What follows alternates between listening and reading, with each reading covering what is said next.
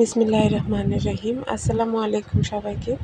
আমার channel happy cooking শর্টসে সবাইকে welcome জানাচ্ছি। আজকে আমরা রান্না করব কুমিল্লার বিখ্যাত মাছের টক। এই টক রান্নার জন্য আমার যে উপকরণগুলি লাগছে সেগুলি দেখিয়ে দিলাম। আমি এখানে একটা আলু নিয়েছি বড় সাইজের, 2-3টা টমেটো নিয়েছি। আলুগুলিকে আমি কুচি কুচি করে কেটে নেব। এখানে আপনারা মিষ্টি আলুটা ব্যবহার করতে পারেন, এতে টেস্ট আরও ভালো হয়।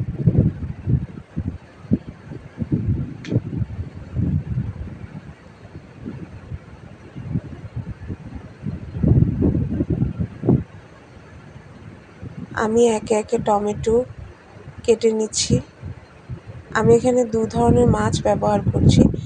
এখানে আমি 2টি শিং মাছ পরিষ্কার করে ধুয়ে কেটে নিয়েছি ছোট ছোট টুকরো করে, আর নিয়েছি 1 মুঠ পরিমাণ ছোট মাছ, ছোট রূপচাঁদা মাছ। আপনারা যে কোনো ধরনের মাছ ব্যবহার করতে পারেন, তবে শিং মাছটা দিলে টকের টেস্টটা দ্বিগুণ হয়ে যায়। এখানে আমি পেঁয়াজ কেটে নিচ্ছি কুচি কুচি করে।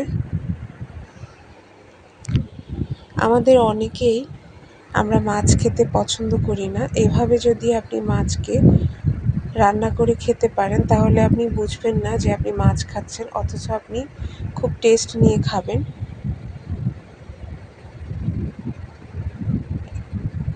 এখানে আমি কিছু কাঁচামরিচ চিড়ে নিচ্ছি।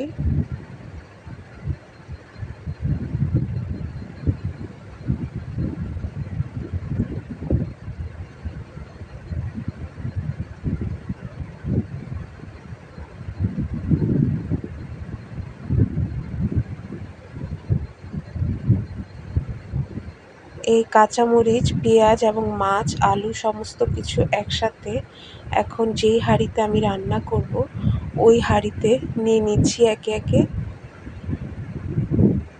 এবার আমি এটাতে গুঁড়া মশলাগুলি অ্যাড করব এক এক করে। এখানে আমি লবণ দিয়েছি আমার স্বাদ অনুযায়ী, হলুদ দিয়েছি আধা চা চামচ, মরিচ দিয়েছি আধা চা চামচ। আপনারা অবশ্যই মরিচটা একটু বুঝে দেবেন, কারণ টকের মধ্যে অতিরিক্ত ঝাল হলে এর টেস্ট ভালো আসে না। এখানে আমি আধা চা চামচ ধনে গুঁড়ি দিয়েছি। ধনে গুঁড়িটা মাস্ট দিতেই হবে। আমি অল্প একটু সরিষার তেল দিচ্ছি, বাট অথেন্টিক ওয়েতে যদি আপনি রান্না করতে চান সেখানে কিন্তু তেলটা একদমই ইউজ করা হয় না। আপনি চাইলে স্কিপ করতে পারেন, কিন্তু আমার কাছে মনে হয় তেলটা দিলে টকের টেস্টটা অনেক বেড়ে যায়।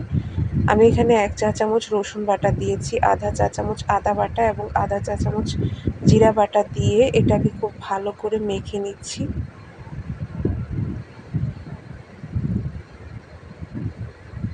এই টকটা যেসব আপুরা প্রেগনেন্ট তাদের জন্য খুবই উপকারী। আমি এখানে কিছুটা পরিমাণ পানি দিয়েছি, এটাকে কষাবো আমি এখন এই পানিটার সাথে। আমি পরে আবার কিছু পানি অ্যাড করব, তবে প্রথমেই একসাথে পানি দেওয়া যাবে না। এটাকে লো মিডিয়াম হিটে আমি 10 মিনিট মতো জাল করব ঢাকনা দিয়ে। 10 মিনিট পর এরকম কনসিস্টেন্সি এসেছে আমার টকে। আমি এখানে পানি দিচ্ছি, এটা একদম ফাইনাল পানি, এরপরে আর আমি পানি দেব না। একসাথে পানি দিচ্ছি। আমি এখানে 1 কাপ দিয়েছিলাম, পরে আবার আরেক কাপ দিয়েছি, কিন্তু সেটা শ্যুট করতে ভুলে গেছি। আপনারা 2 কাপই দিবেন।